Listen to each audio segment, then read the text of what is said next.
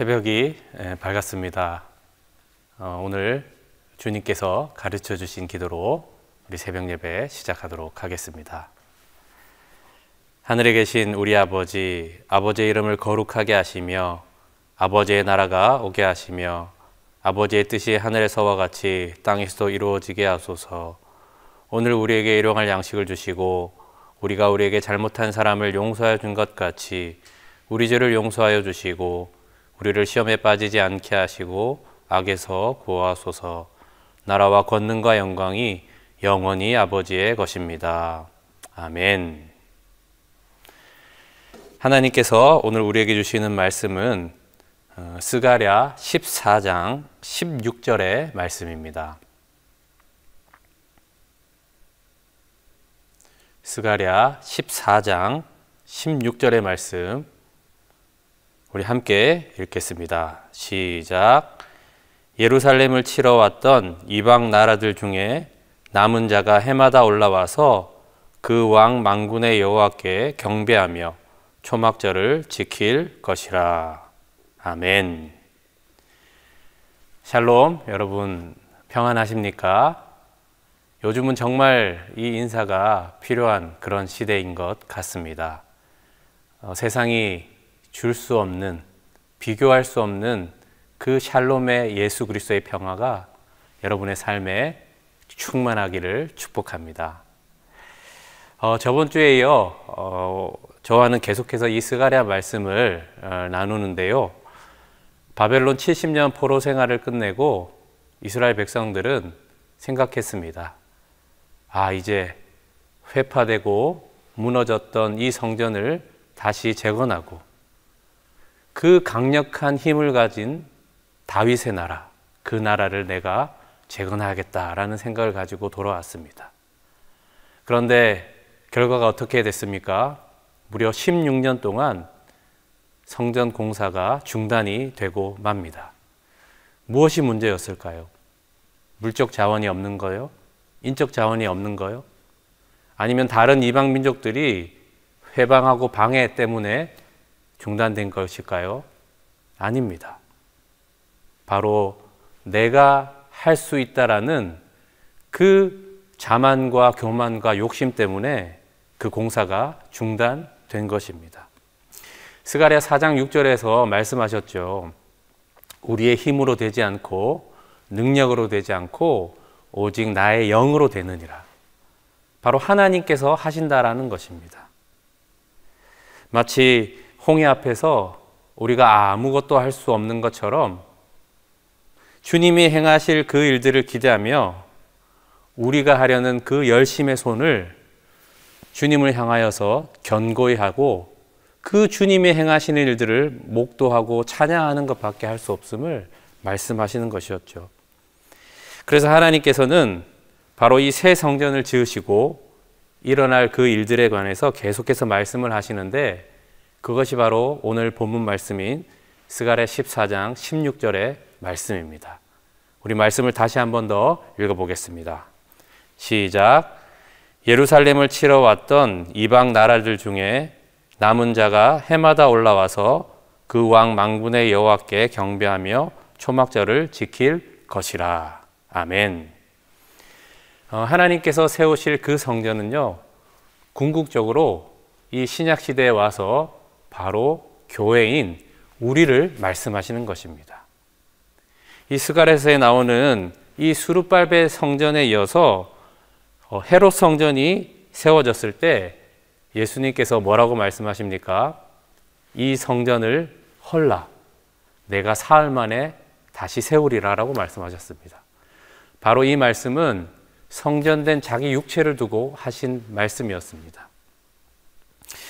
그렇습니다. 바로 이 예수님을 마음에 영접한 사람, 그 사람이 바로 하나님께서 베푸신 그 구원으로 세우신 성전, 교회 되는 것입니다. 따라서 지금 이 이야기는요, 저의 이야기이고 지금 여러분의 이야기라는 것입니다. 여러분 참 놀랍지 않습니까? 예루살렘을 쳤던, 바로 교회를 핍박하고 박해했던 우리가 이제는 어떻게 되었습니까? 날마다 하나님을 경배하고 예배하는 자가 된 것입니다.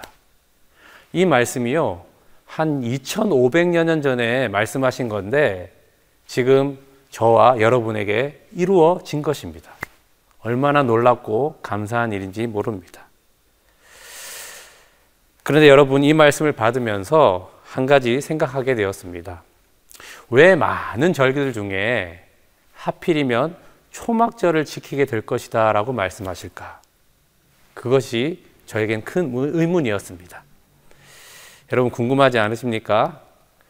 네, 그것을 알려면요, 이 초막절이 어떤 절기인지를 이해하는 데 필요한 말씀이 있는데, 레위기 23장 42절, 43절을 우리 함께 찾아보도록 하겠습니다. 레위기 23장 42절에서 43절 말씀입니다. 우리 함께 읽겠습니다. 시작. 너희는 이래 동안 초막에 거주하되 이스라엘에서 난 자는 다 초막에 거주할지니 이는 내가 이스라엘 자손을 애굽 땅에서 인도하여 내던 때에 초막에 거주하게 한 줄을 너희 대대로 알게 함이니라. 나는 너희의 하나님 여호와니라. 아멘. 자, 초막을 지키는 이 의미는요, 하나님께서 이스라엘 자손들에게 애굽 땅에서 출애굽하게 하셨음을 알게 하는 데 의미가 있는 것을 보게 됩니다. 출애굽을 하고 40년 동안 이스라엘 백성들은 어디서 지내게 됩니까? 그렇습니다. 바로 광야입니다.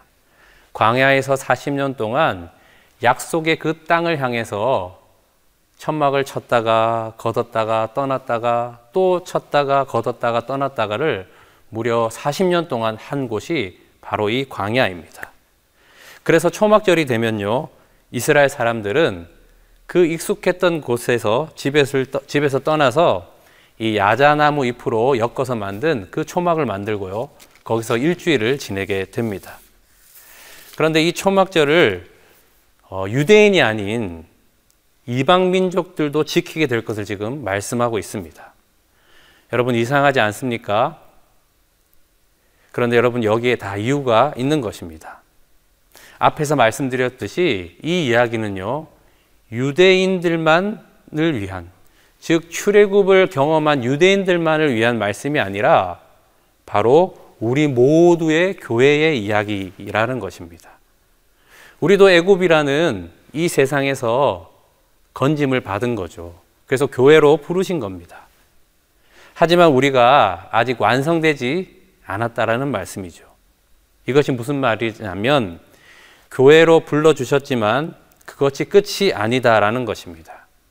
지금 우리는 완성을 향해 나가는 이 40년의 광야 교회임을 말씀하고 있는 것입니다. 하나님께서 40년 동안 이스라엘 백성들을 왜 광야길을 가게 하셨죠? 바로 하나님의 진정한 백성이 되게 하시기 위해서 그렇게 40년 동안 광야길을 걷게 하신 것입니다. 여러분, 우리는 지금 광야 교회입니다. 단순히 출애굽한 것으로, 이 세상에서 벗어나 교회로 부르신 것으로 끝난 것이 아니라 진정한 교회 되도록 광야를 지금 지나게 하시는 것입니다. 광야는 어떤 것이죠? 물이 없는 곳입니다. 광야는 양식을 얻을 수 있는 곳이 아닙니다. 광야는 짐승의 위협이 있는 곳입니다. 광야는 신발을 얻을 수 있는 곳도 아니고요, 의복을 얻을 수 있는 곳도 아닙니다. 낮에는 살인적인 그 더위와 밤에는 너무나도 추운 곳이 바로 광야입니다. 여러분, 우리에게 여러 환난과 고난과 어려움이 있는 이유가 무엇이죠? 우리가 바로 광야 교회라는 거예요. 광야 교회. 하나님께서는 이 광야 40년을 통해서 진정한 교회 되도록 거듭나게 하시는 겁니다. 이스라엘이 진정한 이스라엘 되게 하시는 것입니다. 광야는 나의 힘으로, 나의 능력으로 물 한 모금도 만들지 못하고요, 쌀 한 톨도 얻지 못하는 곳이 바로 광야 교회입니다. 내가 사는 곳으로는 언제 어디서 이 재난과 사고가 일어날 것을 대비하지 못하는 그 무능한 나를 발견하는 곳이 광야 교회입니다. 내가 할 수 있는 것은 아무것도 없구나라는 것을 알게 되는 것이 그곳이 바로 광야교회입니다. 이 광야교회는요, 내가 주인 되어 살았던 내가 여러 환난과 고난과 어려움을 통해서 죽는 곳이 바로 이 광야교회라는 것입니다. 그래서 하나님께서 어떤 사람으로 만드십니까? 이제 주님으로만 사는 진정한 교회. 하늘의 그 만나와 반석의 샘물로만 사는 교회. 즉 우리의 양식과 음료가 되시는 예수 그리스도만으로 사는 그 거룩한 교회로 만드시는 것입니다. 이스라엘 백성들이 약속의 땅 가나안으로 들어갈 때 어떤 세대들이 들어갔습니까? 네, 출애굽 2세대들입니다. 1세대들은 다 어떻게 되죠?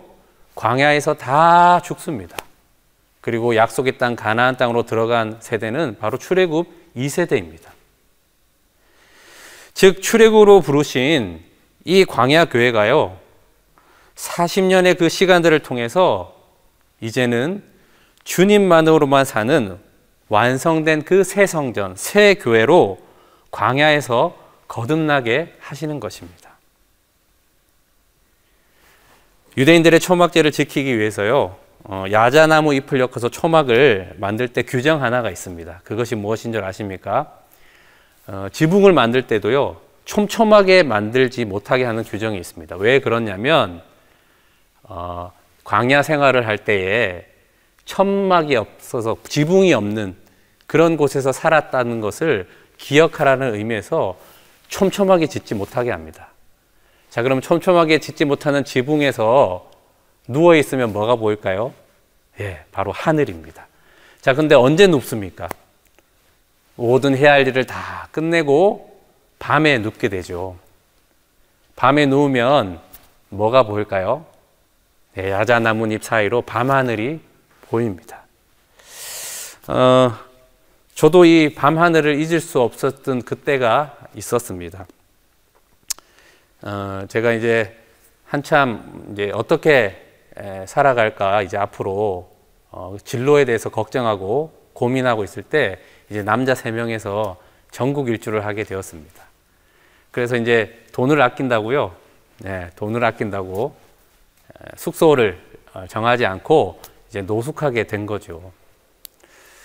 그래서 누워서 또 다른 친구들은 자고 있고요. 저 혼자 이렇게 누워서 있는데 참 처량하더라고요. 어릴 적부터 이 정서적 지원과 또 물질적 지원을 충분히 받지 못하고 어릴 때 그렇게 살아서 지금까지 내가 내 인생을 개척하며 살았던 그 옛날의 과거들이 중마등 같이 쫙 흩어지면서 눈물이 주르르 이렇게 내리는 그런 경험을 하게 됐습니다. 그런데 노숙하면서 밤에 이렇게 하늘을 보는데요, 그때 처음 그것을 보았습니다. 그게 뭔지 아십니까? 바로 별입니다. 별. 그 별을 보면서 그런 생각이 들더라고요. 아, 별이 있었구나.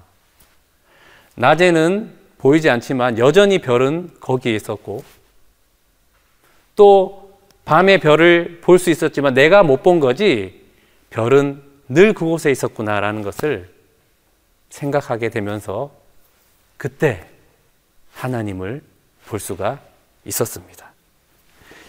여러분, 이쯤 되면 생각나는 게 있으시죠? 예, 그렇습니다. 바로 주일 말씀, 이번 주 주일 말씀에 바로 베델의 야곱의 말씀이었습니다.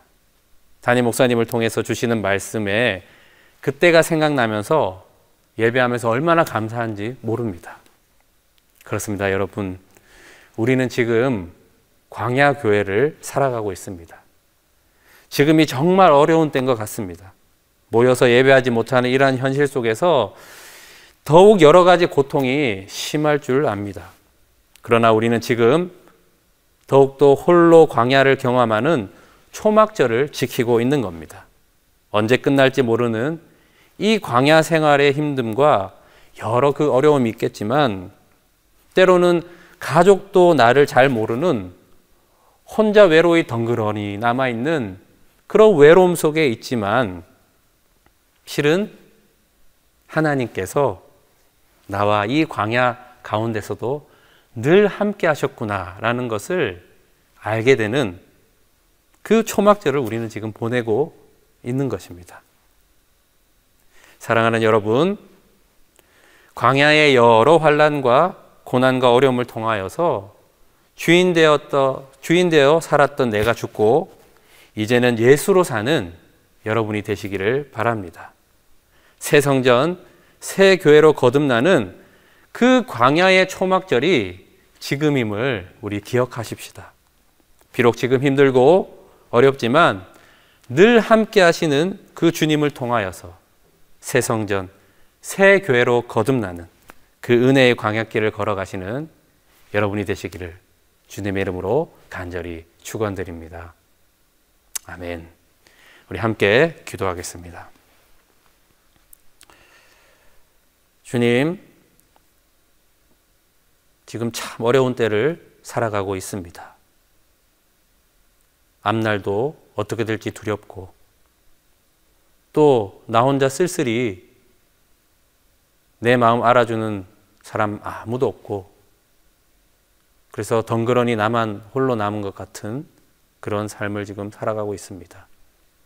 주님, 그러나 이 초막절의 기간들을 통하고 또 이 초막절을 지키게 하심으로 내가 광야 교회이기 때문에 이런 여러 고난과 환난과 어려움이 있다라는 것을 깨닫게 됩니다.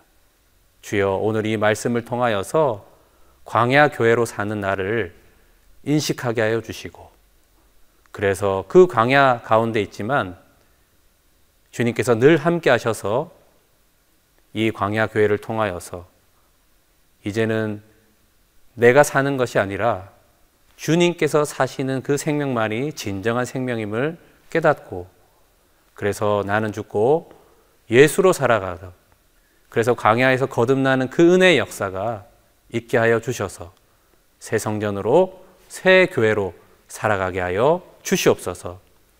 이제는 주님만으로 사는 그런 복음의 삶을 통하여서 주님 진정한 생명을 살게 하여 주시고 그래서 하나님의 새 성전으로 새 교회로 다시 만나는 그런 초막절의 절기를 보내는 저희 모두가 되게 하여 주시옵소서. 다시 모여서 예배할 날을 기대합니다. 주여 일하여 주시고 지금도 구원의 역사로 함께 하실 줄 믿습니다. 주님을 바라보며 주님의 그 은혜의 때를 기대하며 이 모든 것 예수 그리스도의 이름으로 기도합니다. 아멘.